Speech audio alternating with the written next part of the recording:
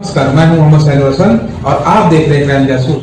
मुख्तार अंसारी को गाजीपुर के मोहम्मदाबाद में सुपुर्द खाक किया गया। आपको बताते चले कि 5 बार की विधायक मुख्तार अंसारी की तबीयत बिगड़ने पर जेएससी बांदा मेडिकल के आईसीयू में बेहोशी की हालत में भर्ती कराया गया था। 28 मार्च को देर रात इलाज के दौरान मुख्तार अंसारी की मौत होने की खबर आई, जिससे पूरे प्रदेश में हलचल सा मच गया। बताया जा रहा है कि दिल का दौरा पड़ने से उनकी मौत हुई। इसके मद्दे नजर शांति व्यवस्था कायम रखने के लिए बांदा के साथ साथ उत्तर प्रदेश के सभी जिलों में सतर्कता बढ़ाई गई। लखनऊ, कानपुर से लेकर मऊ, गाजीपुर आदि सभी जिलों के कप्तानों को सतर्कता बढ़ाने के निर्देश दिए गए थे एवं संवेदनशील इलाकों में पुलिस फोर्स को पेट्रोलिंग बढ़ाने के भी आदेश दिए गए थे। पूरे प्रदेश में धारा 144 लगा दी गई। देर रात मुख्तार अंसारी के घर वाले बांदा मेडिकल कॉलेज पहुंचे।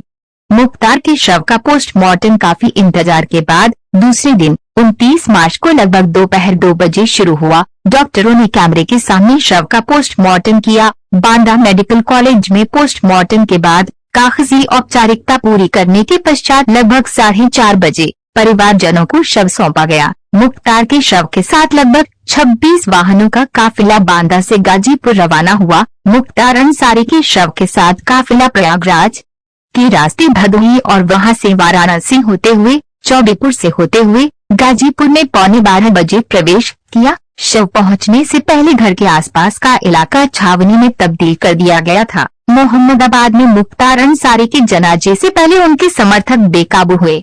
मुख्तार के घर की तरफ भीड़ को जाने से रोकने के लिए पुलिस ने बैरिकेडिंग लगाई थी। इस दौरान समर्थकों की भीड़ नारेबाजी करते हुए बैरिकेडिंग तक पहुंच गई।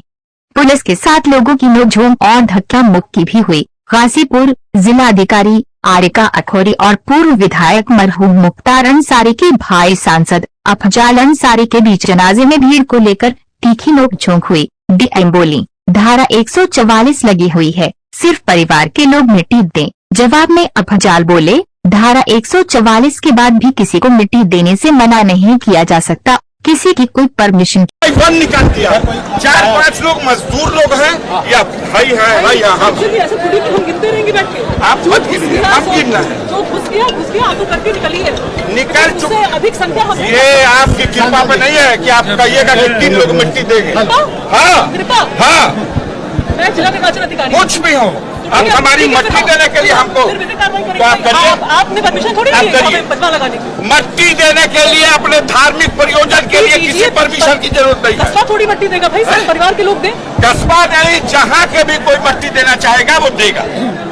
परमिशन लेते आप? क्या आपने परमिशन ली? इसकी कोई परमिशन दुनिया में कोई नहीं लेता। क्यों नहीं लेता? नहीं लेगा। 144 लगी हुई सांसद 144 के बाद भी किसी की मट्टी और जनाजे के लिए आप नहीं रोक सकते। हम विधि कार्रवाई करेंगे,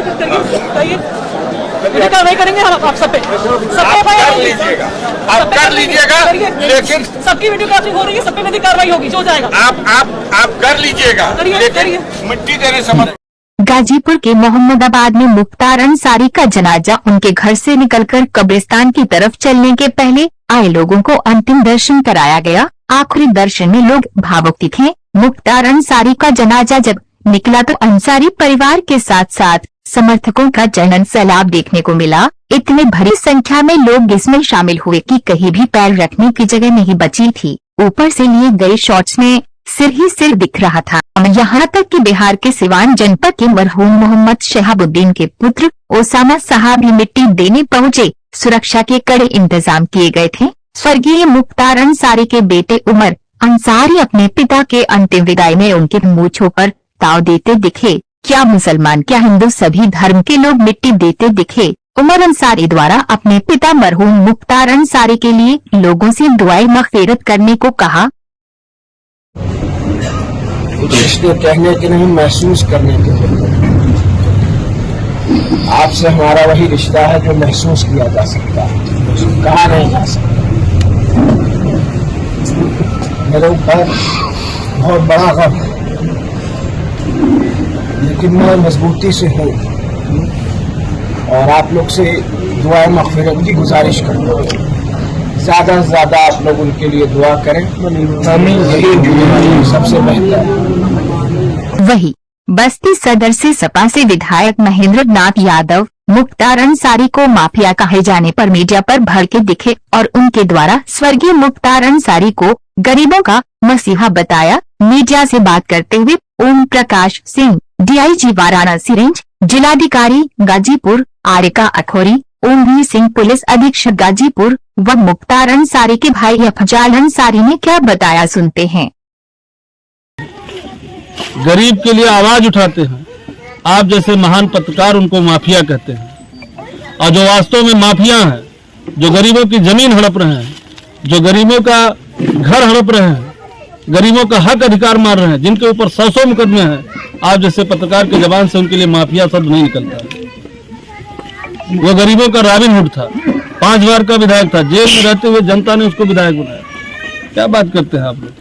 मुख्तार अंसारी जैसे माफिया डाल दो, उनकी मौत पर क्या कहेंगे जिस तरीके से? फिर आप कह रहे हैं मुख्तार अंसारी पूर्व विधायक और वहाँ के गरीबों की मसीहा हैं, और जो वास्तव में डान है, जिनके ऊपर 100 मुकदमा है, इस प्रदेश के मुख्यमंत्री जिन पे 50 मुकदमे थे, जिन्होंने अपना मुकदमा स्वयं वापस लिया, इस प्रदेश के उप मुख्यमंत्री जिन पे सैकड़ों मुकदमे, जिन्होंने अपना मुकदमा वापस लिया। पहले आप उनको माफिया कहिए, फिर उसके बाद बात करेंगे। चुनौती तो ये थी कि सभी लोग शांतिपूर्ण ढंग से आकर के जो अंतिम संस्कार की कार्रवाई है इसमें शामिल हो जाएं, और इसके लिए हमने पूरे कस्बे में और आसपास के स्थानों पर डिप्लॉयमेंट कर रखा था, और परिजनों से लगातार वार्ता करते रहे, और परिजनों से संपर्क करके जो उनके धार्मिक रिचुअल से उनको पूर्ण कराते हुए शांतिपूर्ण ढंग से इस जो सुपुर्दे खाक की कार्रवाई है उसको संपन्न कराया। कितने लोगों की भीड़ रही, भीड़ को कैसे कंट्रोल किया? भीड़ को देखे, चूंकि ये काफ़ी जो मोहल्ला है काफ़ी डेंसली पॉपुलेटेड है, आप लोग जानते हैं, प्रत्येक घर में 20 से 25 लोग हैं, कई फैमिलियां हैं।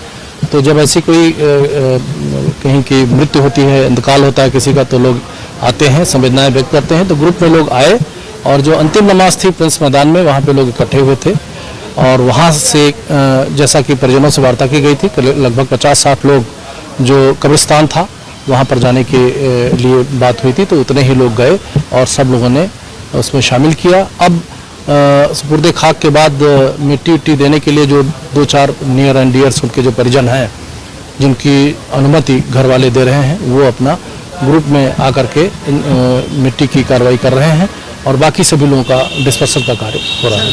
पहली बार जो जनाजे के 7 लोग आए तो काफ़ी भीड़ आई, लेकिन घर वालों को ही पहली बार में जाने दिया गया, कुछ ऐसा भी था?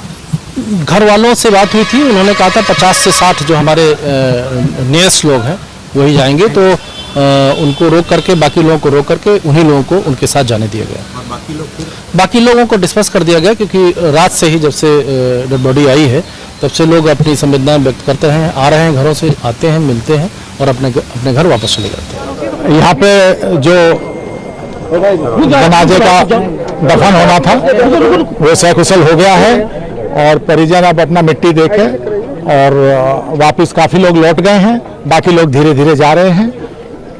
तो समर्थकों से क्या अपील करेंगे, जो उनके जो आए थे काफी बड़ी संख्या में, उनसे क्या अपील करते हैं, किस तरह की अपील करते हैं? शांति व्यवस्था बनाकर रखें, और जिन लोगों ने हुड़दंग करने का प्रयास किया है सभी की वीडियोग्राफी हुई है, ऐसे लोगों को चिन्हित किया जाएगा जिनके द्वारा आचार संहिता का उल्लंघन करके किसी तरह की नारेबाजी की गई है, उनके विरुद्ध कार्रवाई की जाएगी। बाकी सब शांतिपूर्ण हो गया, सब सारा कार्यक्रम शांतिपूर्ण ढंग से हो गया है, और सभी लोगों से अपील है कि शांति व्यवस्था बनाए रखें, क्योंकि आदर्श आचार संहिता और सेक्शन 144 दोनों है, तो उसका उल्लंघन करने पे कार्रवाई की जाएगी। बहुत सारे समर्थक दूर से आए, उनसे क्या अपील करेंगे मैम, किस तरह का जो समर्थक आए थे नारेबाजी वगैरह कर रहे थे?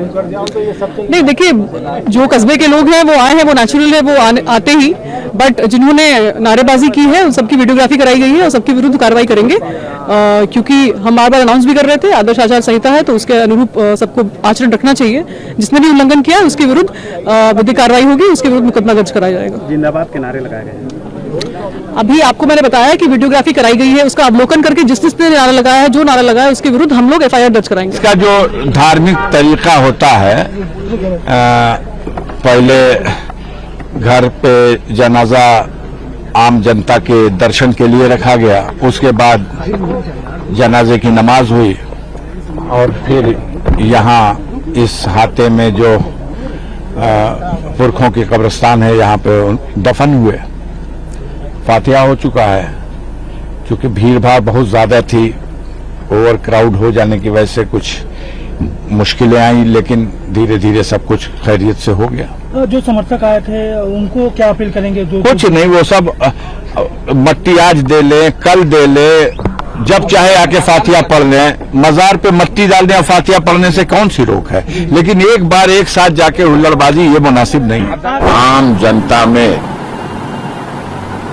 भारतीय जनता पार्टी की प्रदेश और देश की सरकार के लिए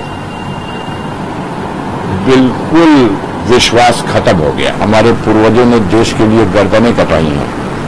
हमारे इतिहास से नफरत करने वाले, जलने वाले इसलिए जलते हैं कि उनका कोई इतिहास ही नहीं है। उनके पापों की सजा मिलेगी। इनको जहर दे के मारा गया है और मुख्तार अंसारी का शव दफन किया गया। शर्म से चुल्लू भर पानी में डूब मरना चाहिए। जिसकी अभिरक्षा में है, अगर वही हत्या कर रहा है तो इससे बड़ा पाप क्या होगा। खुली किताब की तरह है मेरे भाई।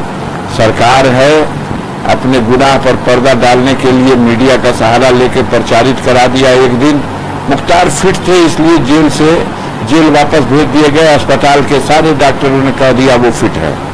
पलट के सवाल तो करिए।